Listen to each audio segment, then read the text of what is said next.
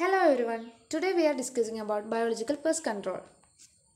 Biological control is the suppression of pest species using their natural enemies such as predators, parasites or pathogens. കീടങ്ങളെ അവയുടെ natural enemies ആയിട്ടുള്ള parasite, predators and pathogens എന്നിവ ഉപയോഗിച്ച് suppress ചെയ്യുന്നതിനെയാണ് biological control അഥവാ ജൈവിക നിയന്ത്രണം എന്ന് പറയുന്നത്. Then what are natural enemies? എന്താണ് നാച്ചുറൽ എനിമീസ് എന്നുകൊണ്ട് ഉദ്ദേശിക്കുന്നത്? Natural enemies are living organisms. Natural enemies living ആയിട്ടുള്ള ഓർഗാനിസംസ് ആണ്. കിൽ പെസ്റ്റ്, പെസ്റ്റിനെ കൊല്ലുന്നു. ഡിക്രീസ് പെസ്റ്റ് റീപ്രൊഡക്റ്റീവ് പൊട്ടൻഷ്യൽ, പെസ്റ്റിൻ്റെ റീപ്രൊഡക്റ്റീവ് പൊട്ടൻഷ്യൽ ഡിക്രീസ് ചെയ്യുന്നു. Compete with pest organism for use of your plants, നമ്മുടെ പ്ലാന്റ്സിനെ പെസ്റ്റിൽ നിന്നും രക്ഷിക്കുന്നതിന് വേണ്ടി പെസ്റ്റുമായിട്ട് കോമ്പീറ്റ് ചെയ്യുന്നു. Then steps of biological control. Biological കൺട്രോളിൻ്റെ സ്റ്റെപ്സ്. There are 4 steps in biological control: inoculation, augmentation, conservation of natural enemies and encouragement. The first one is inoculation. This is the selection and introduction of the enemies of the pest to areas where they are absent. As far as possible, the selected species should be free from hyperparasites. എവിടെയാണോ പെസ്റ്റിൻ്റെ natural enemy absent ആയിരിക്കുന്നത് അവിടേക്ക് ആ natural എനിമിയെ select ചെയ്ത് introduce ചെയ്യുന്ന സ്റ്റെപ്പാണ് inoculation. കഴിയുന്നിടത്തോളം തിരഞ്ഞെടുത്ത species hyper പാരസൈറ്റിൽ നിന്ന് മുക്തമായിരിക്കുന്നതാണ് നല്ലത്. Then the second step is augmentation. This is the mass rearing and release of the elements of the pest species at an appropriate time to areas where they are either absent or are present in small numbers. It is better to rear them in laboratories to increase their number before releasing them to the field.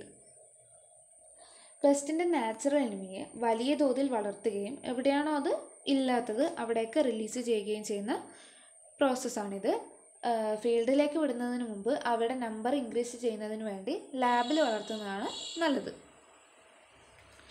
Third step is conservation of natural enemies. Conservation is the protection of natural enemies from their own predators and pathogens and also harmful chemicals. The parasites and pathogens of insects pests are more susceptible to pesticides action than the pest. So if biological control measure is to be employed in a field, the use of chemical pesticides has to be avoided or minimized. സ്വന്തം പ്രിഡേറ്ററിൽ നിന്നോ അല്ലെങ്കിൽ പാത്തജനിൽ നിന്നോ natural എനിമീസിൻ്റെ സംരക്ഷണമാണ് conservation of natural enemies എന്നതുകൊണ്ട് ഇവിടെ ഉദ്ദേശിക്കുന്നത്. പെസ്റ്റിനേക്കാൾ പെസ്റ്റിസൈഡ്സിൻ്റെ ആക്ഷൻ ഇരയാവുന്നത് നാച്ചുറൽ എനിമീസാണ്. പിന്നെ അതിനുവേണ്ടി നമ്മൾ ചെയ്യേണ്ടത് എന്താണെന്ന് വെച്ചാൽ കെമിക്കൽ പെസ്റ്റിസൈഡ്സ് ഉപയോഗിക്കാതിരിക്കുകയോ അല്ലെങ്കിൽ അതിൻ്റെ ഉപയോഗം കുറയ്ക്കുകയോ ചെയ്യുന്നതാണ് നാച്ചുറൽ എനിമീസിൻ്റെ കൺസർവേഷന് നല്ലത്.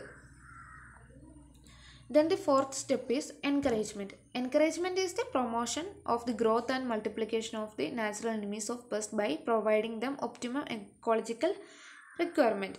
നാച്ചുറൽ എനിമീസിൻ്റെ വളർച്ചയെ പ്രോത്സാഹിപ്പിക്കുകയും അവയ്ക്കുള്ള റിക്വയർമെൻറ്റ്സ് കൊടുക്കുകയും ചെയ്യുക, അതാണ് encouragement.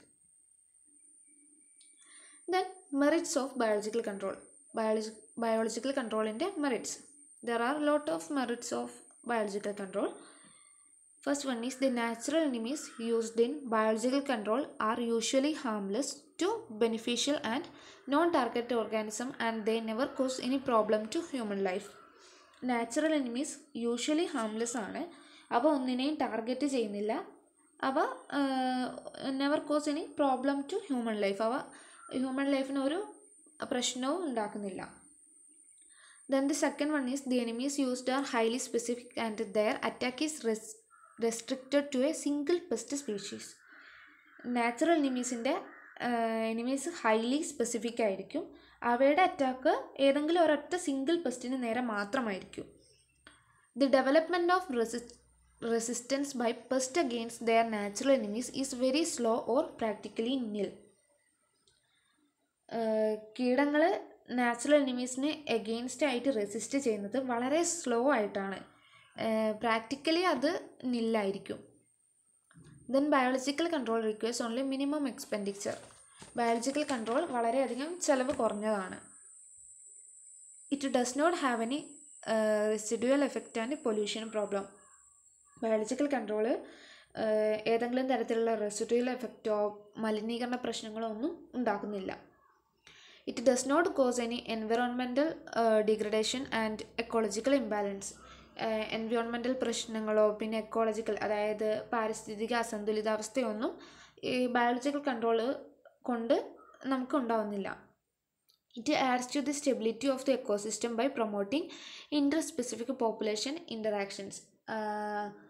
Bio control inter specific population ഇൻ്ററാക്ഷനെ പ്രോത്സാഹിപ്പിക്കുന്നതിലൂടെ ആവാസവ്യവസ്ഥയെ സ്ഥിരപ്പെടുത്തുന്നു. Then since biological control in no way affects non-target species, it never disturbs nature's equilibrium. പ്രകൃതി സന്തുലിതാവസ്ഥയെ അഫക്റ്റ് ചെയ്യുന്നില്ല, പിന്നെ വേറെ ഒരു പ്രത്യേകതര സ്പീഷീസിനെ ലക്ഷ്യം വെച്ച് പോകുന്നുമില്ല.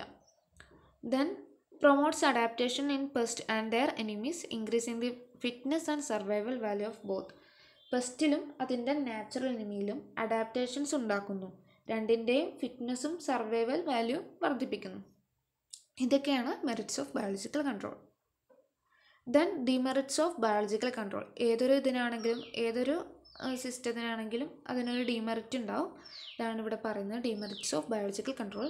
Biological pest control is not cost effective because its initial cost is very high. Biological pest control ചിലവ് കുറഞ്ഞതല്ല എന്നാണ് പറയുന്നത്. ഇതിൻ്റെ പ്രാരംഭ ചിലവ്, ഇത് തുടങ്ങാനുള്ള ചിലവ് വളരെയധികം കൂടുതലാണ്. Biological control is slow and time consuming. Biological control വളരെയധികം സ്ലോ ആണ്, അതുമാത്രമല്ല അത് സമയം നഷ്ടപ്പെടുത്തുന്നതുമാണ്.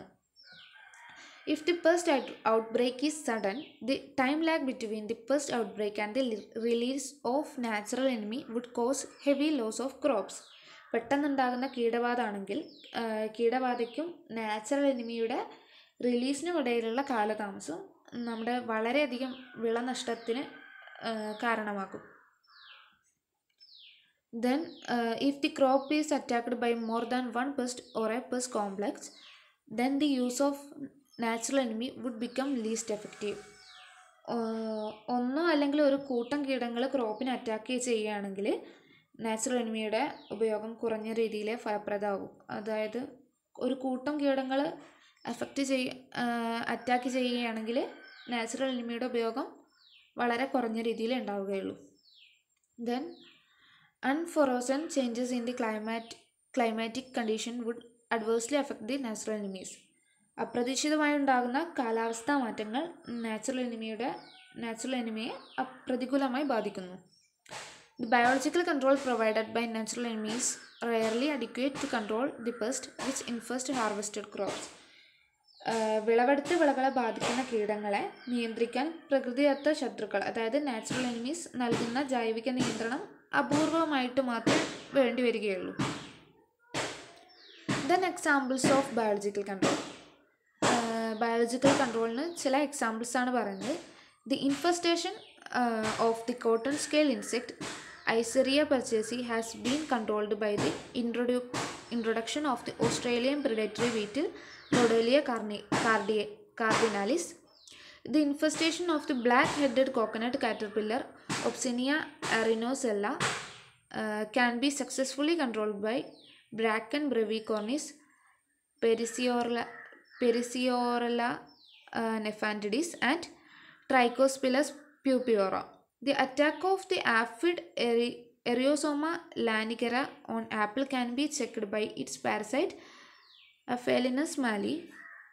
The infestation of the cotton beetworm Pectinophora gossypiella can be brought under control by the release of its parasite Trichogramma. The attack of the brinjal fruit borer Leucinodes orbonalis can be controlled by the release of Pristomerus microbracken Phanerotoma etc. The infestation of the cucurbit fruit fly Dacus cucurbitae may be controlled by its parasite Ophius